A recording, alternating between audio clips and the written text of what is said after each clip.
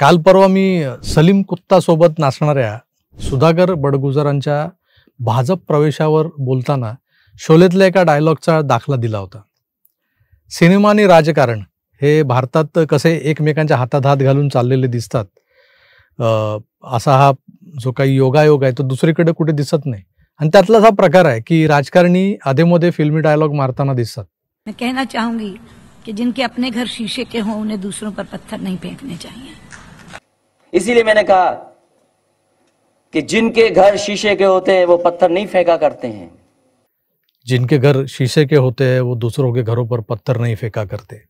हा तर पूर्वापार चालत आलेला एक फेमस डायलॉग आहे. अनेक राजकारणी आपली चड्डी उतरवली जाताना दिसली की समोरच्याला उद्देशून हा डायलॉग मारतातच मारतात. अलीकडे सिनेमात मार्मिक संवाद सापडणं अवघड झालं. संवाद लेखन सशक्त नसतं. लेखक मरतुकडे झालेत की नायकाला नायिकेचं चुंबन घेण्यातून फुरसत मिळाली तर तो तोंड इतरत्र चालवेल. संवाद बोलण्यासाठी त्याला ओठांची मदत घ्यावी लागणार आहे. तेव्हा ते जर सतत बिझी असतील ओठ, तर तो कसले फतरा संवाद बोलणार. त्यामुळे संवाद संपलाय. पण सिनेमातून हल्ली काही जनरेट होताना दिसत नाही असे, जसे शीशे के घर आणि दुसरों के घरों पे पत्थर, असे डायलॉग आता काही नव्याने निर्माण होत नाहीत. त्यामुळे काय झालंय की लोक टीव्हीच्या पडद्यावरची हास्यचित्र बघू लागले आणि त्यातले थुकरट डायलॉग राजकीय व्यासपीठांवरून बाण सोडल्यासारखे सोडू लागले. पण त्या डायलॉगच्या परिणामकारकतेसाठी लोक हसतात हास्यचित्र बघताना, इतके मार्मिक असतात ते. पण ती परिणामकारकता राजकीय व्यासपीठांवरून साधण्यासाठी डायलॉग डिलिव्हरी महत्त्वाची असते, विनोदाचं टायमिंग महत्त्वाचं असतं. आणि हे सगळं जमण्यासाठी संवाद बोलणारा कलाकार हा कसलेला अभिनेता असावा लागतो. राजकारणात कुठलेही संवाद श्रोत्यांना ऐकवताना त्यांच्या संवाद फेकीतली जादू जाणवायची, ते एकमेवा द्वितीय असे हिंदू हृदय सम्राट शिवसेना प्रमुख माननीय बाळासाहेब ठाकरे आज हयात नाहीत. त्यानंतर प्रमोद महाजन आज तेही हयात नाहीत. अटलजी आज हयात नाहीत. राज ठाकरे आहेत, पण अलीकडे त्यांच्या भाषणानं वेब सिरीजचा वेग पकडलाय. 35-40 मिनिटात संपतं, त्यामुळे रंगत नाही. बाळासाहेब सिनेमातल्या डायलॉगपेक्षा स्वतःच्या पदरच्या वाक्यांनी हशा आणि टाळ्या वसूल करायचे. नुसतं मनोरंजन नाही, तर त्यांना जो मेसेज त्यांच्या सैनिकांना द्यायचा असायचा तो परफेक्ट पोचायचा, असे त्यांचे डायलॉग्स असायचे. शिक्षणाचा पत्ता नाही, इंग्रजीचा पत्ता नाही, कशाच काय पत्ता नाही. मग मी एक दिवशी बोललो एका सभेमध्ये, मराठी तरुणाला विचारलं, काय रे बाबा IAS होतोस? फुली. अरे IPS? हे सगळे तिकडून येत आहेत, उत्तर प्रदेशमधून येत आहेत, आणखीन दाक्षिणात्य ते येत आहेत. तुम्ही का होत नाही? नाही फुली. एअर इंडियामध्ये नोकरीला फुली, अमुक फुली, तमुक फुली. अरे एवढ्या फुल्या मराठी माणसांच्या? मग माझ्या डोक्यात प्रकाश पडला की ह्या महाराष्ट्राला फुल्यांचा महाराष्ट्र का म्हणतात, ते ह्या फुल्यांमुळे.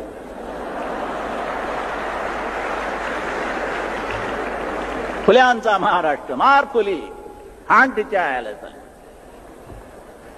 कधी तर ते महाराष्ट्रात रूढ झालेल्या भ्रामक समजुतींनाही एका वाक्यात कसपटासमान उडवून लावायचे, लोकांना झोपेतून जाग करायचे. पण माननीय बाळासाहेबांच्या रक्तामांसाचा वारस, बायोलॉजिकल वारस म्हणवणारे उद्धव बाळासाहेब ठाकरे मात्र बाळासाहेबांकडून हा वारसा मिळवण्यात अपयशी ठरलेले आहेत. एवढ्या मोठ्या प्रास्ताविकानंतर तुमच्या लक्षात आलं असेलच की कालच्या सेनेच्या वर्धापन दिनानिमित्त झालेल्या भाषणांवर मी आज बोलणार आहे. पण त्यातही मला आवडलेला सेगमेंट जो होता त्या भाषणांमधला, तो हिंदी सिनेमातल्या डायलॉग्स आहे, त्यावर आज बोलणार आहे. आधी तुम्ही ही व्हिडिओ क्लिप पहा, मग आपण बोलूया. एक पिक्चर मी पाहिला, प्रहार नावाचा. कोणाचा? नाना पाटेकर. किती जणांनी पाहिलाय? आहे ना. त्याच्यामध्ये नाना पाटेकर त्या गुंडांसमोर उभा राहतो आणि त्यांना सांगतो, कम ऑन किल मी. तसं आम्ही या गद्दारांच्या समोर उभा आहे आणि सांगतोय त्यांना आम्ही, कम ऑन किल मी. असेल हिंमत तर या अंगावर,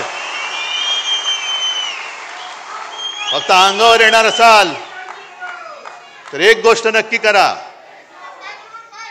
अमिताभ बच्चनचा तो पिक्चर होता ना, ॲम्ब्युलन्स घेऊन यायचा, तसा अंगावर माझ्या येणार असेल तर ॲम्ब्युलन्स घेऊन यायची, कारण येताना सरळ याल, जाताना आडवे होऊन जाल. सगळ्यांना धन्यवाद. जय हिंद, जय महाराष्ट्र. पाहिलं जनरली काय होतं, आपण जेव्हा सिनेमातला डायलॉग वापरतो अशा भाषणात, तेव्हा एकतर तो सिनेमा सुपरहिट असतो, लोकांना ठाऊक असतो. डायलॉग जो आपण वापरणार आहोत हा लोकांच्या अगदी लहान लहान थोरांच्या तोंडी तो खेळत असतो. शोलेतले डायलॉग फेमस होते, त्यांच्या वेगळ्या रेकॉर्ड्स कॅसेट्स अशा निघाल्या होत्या बाजारात. म्हणजे गाण्यांच्या तर होत्या, गाणी तर फेमसच होती शोलेतली, पण डायलॉगच्या रेकॉर्ड्स. त्यामुळे शोलेतले डायलॉग कोणी मारले वापरले तर आपण समजू शकतो. पण नाना पाटेकरचा प्रहार सिनेमा हा काय शोलेच्या तुलनेचा सिनेमा होता का? तो कधी आला कधी गेला हे तेव्हाच्या लोकांना देखील, त्या जनरेशनच्या लोकांना देखील माहीत नाही.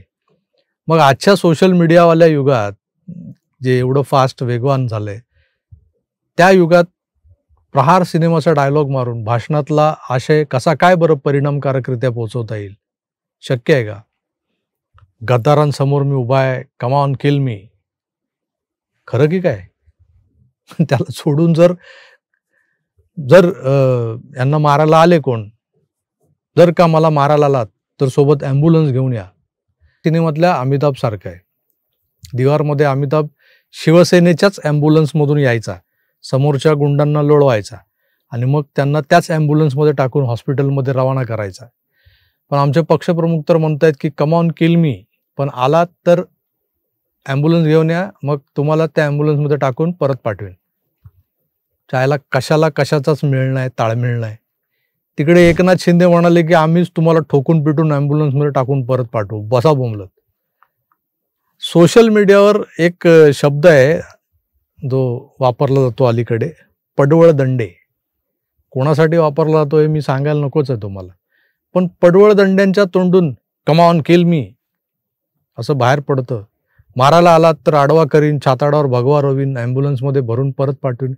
हे सगळं कसं वाटतं ऐकायला? लुटूपुटूचं भांडण, नळावरचं भांडण वाटतं ना.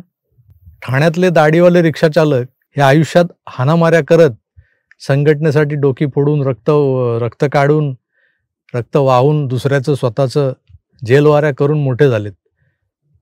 गुंड आहेत ते ना. त्यांच्यावर जो कोणी चाल करून जाईल त्याला त्यांची गुंडागर्दी अनुभवता येते. ॲम्ब्युलन्सची त्यांना तात्काळ गरज लागते आणि हे उघड आहे. पण जे घराच्या बाहेरही पडत नाही, सूर्याची तीव्र दाहकता कधी यांच्या अंगाला शिवली देखील नाही, त्या नरम गरम पक्षप्रमुखांनी कम ऑन किल मी म्हणत एल्गार करावा, हे कुछ हजम नाही हुआ. पर हे बोलताना लोकांना स्टेजवर शोलेमधल्या अंग्रेजों के जमाने का जेलर दिसत होता. आधे इधर जाओ, आधे उधर जाओ, बाकी कोई बचा नहीं, मेरे को मालूम है, फिर भी मेरे पीछे आओ. याला म्हणतात महाराष्ट्राची हास्य जत्रा. कम ऑन किल मी हा इंग्रजी सिनेमाचा असर नव्हता. शिंदेंना वाटलं हे इंग्रजी सिनेमा बघून आले, कम ऑन किल मी म्हणतात. इंग्रजी सिनेमा नव्हता तर एका कालबाह्य विस्मरणात गेलेल्या सिनेमातला डायलॉग जो नेमका यांनाच आठवला. कुठले कुठले पिक्चर बघत बसतात फावल्या वेळेत. बघा प्रहार नाना पाटेकरचा सिनेमा चांगला होता, पण कुठले असे सिनेमे बघायचे की ज्याचा आपल्याला आपल्या व्यावहारिक जगात वापर होऊ शकतो. म्हणजे जर तुम्हाला सिनेमा बघून जर काय सुचत असेल, जे लेखक असतात त्यांना लिहायला कथा सुचतात वेगवेगळ्या, 4 सिनेमातली छोटी छोटी कथानकं गोळा करायची आणि एक सिनेमा बनवायचा, असे बरेच लेखक आहेत आपल्याकडे इंडस्ट्रीत. राजकारणी सिनेमे बघतात, राजसाहेब रात्री उशिरापर्यंत सिनेमा बघतात, पण ते कलासक्त व्यक्ती म्हणून बघतात. त्या सिनेमाचा आशय, त्या सिनेमातला जो काही गर्भित अर्थ असतो तो समजून घेतात. त्या सिनेमाची फोटोग्राफी, त्या सिनेमासाठी केलेलं लाइटिंग, म्युझिक, अशा सगळ्या गोष्टींसाठी एक वेगळी सौंदर्यदृष्टी, कलादृष्टी असावी लागते. त्यात ती राजसाहेबांकडे आहे, ते बघतात. पण हे प्रहार बघतात, बाबा आदम के जमाने का सिनेमा, आणि त्यातला एक डायलॉग त्यांना आठवतो, तो ते वर्धापन दिनाच्या मेळाव्यात वापरतात. आता मी असं का म्हणतोय, कारण लोकांना विचारावं लागतंय की आठवतो का तुम्हाला, कोणी पाहिलाय प्रहार सिनेमा? मग लोक हात वर, हो पाहिलाय. तर ही गत होती काल षण्मुखानंद मधल्या मेळाव्याची. याच सभागृहात याच दिवसाचं औचित्य साधून माननीय बाळासाहेब गरजायचे, विरोधकांच्या पाटलोनी पिवळ्या व्हायच्या तो आवाज ऐकून. पण तो आज दरारा तो धाक सगळं काही हरवून बसलंय.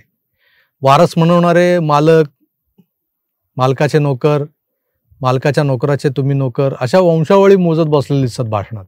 यांच्या दारात उभा टाकलेला अदानी गुजराती यांना चालतो, पण दुसऱ्याबरोबर तो दिसला की मग तो गुजराती शेठ वाटतो यांना. आता काय तर सगळी भिस्त मनसे सोबतच्या युतीवर आहे. यांचा बोरिया बिस्तरा तर म्हणजे यांचा गाठोडं वळलेला आहेच.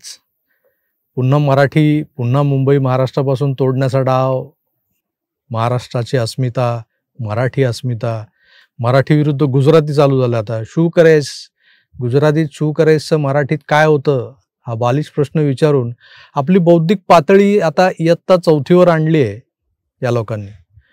मुंबई महानगरपालिकेतली सत्ता हातातून निसटली तर काय होईल ही त्यांच्या मनातली भीती ते सामान्य मराठी माणसाच्या मनात घुसवून बघतायत.